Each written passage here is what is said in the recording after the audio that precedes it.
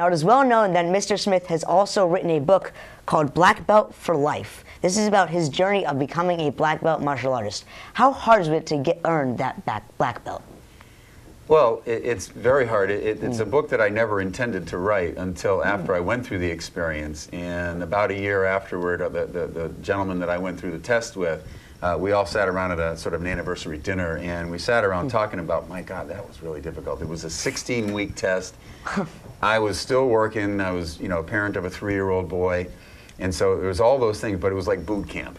And it was very challenging. You're tested on unbelievable amounts of material that we have to memorize, as well as physical movements that are part of the system that I'm a part of, which is Kenpo karate at Esposito's in Newton. And we're sitting around the dinner table talking about it, and I said, I got to write about this experience. It really struck me as a very moving experience for all of us, and it changed us in different ways. And then as I started to write the book, I had to go back in some of the recollections of it, and I thought, who the heck would ever go through an experience like this? And I thought, especially psychologists, I should know this, right? So I decided, well, maybe it would be helpful to write a little bit about my own personal background, including getting bullied a little bit when I was younger, and my interest in becoming a psychologist. So then how all that kind of wove together in becoming a martial artist. I thought I wanted to kind of give that backdrop as to how it led to the black belt test, which the second half of the book is all about the hijinks of what you go through when you're going through the day-to-day testing and training. I was down about 195. I'm 6'7", so I was like ripped, and it was an unbelievable experience. And it was, the last week we had also I lost a dear friend to a heart attack, so it was that personal challenge of getting through it as well.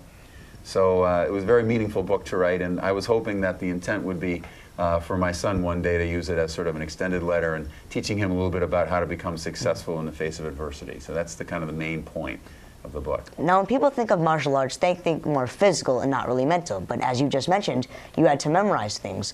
How much of mentality is actually Taekwondo, karate, or any martial arts?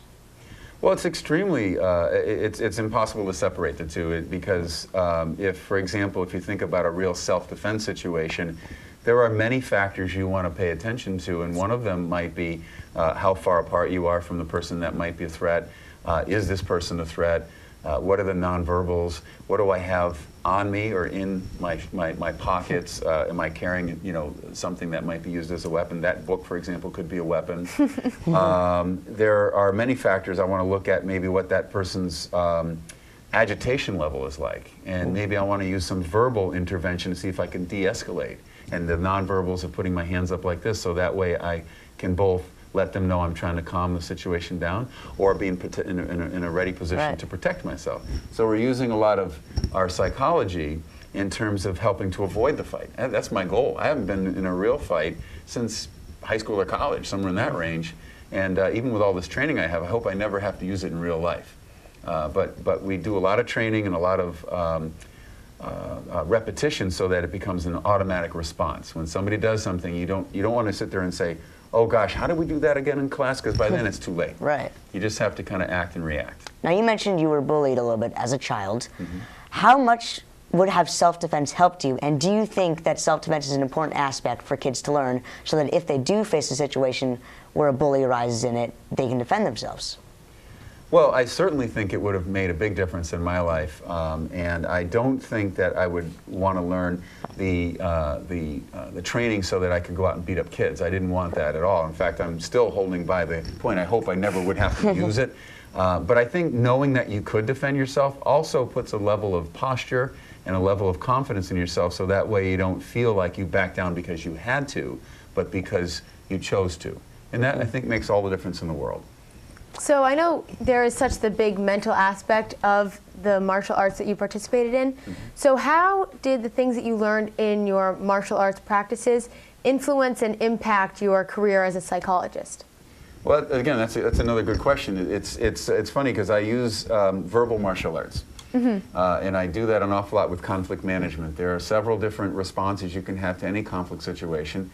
And when you're using some of the concepts that you learn in martial arts, including how to diffuse a conflict, how to redirect, and many times you can get a person to kind of redirect their own anger or their own point, which is maybe why they're about to, to tee off on you, so that they will maybe see you as maybe not the threat that they have to take on. Right. So you're trying to use a little bit of awareness, some empathy for what they're going through. And then what I try to do is I reflect back to them. I said, so what we're saying is that you're really upset with me right now. Mm-hmm. or that what I said before really ticked you off. All right? And then at that point, I might want to appease a little bit. Say, brother, I didn't mean that. And I know, once again, my hands are here, and I'm trying to make sure that I'm not in a position where I'm going to be vulnerable to getting sucker punched, because that's right. where a lot of danger comes from, is that you're not expecting it.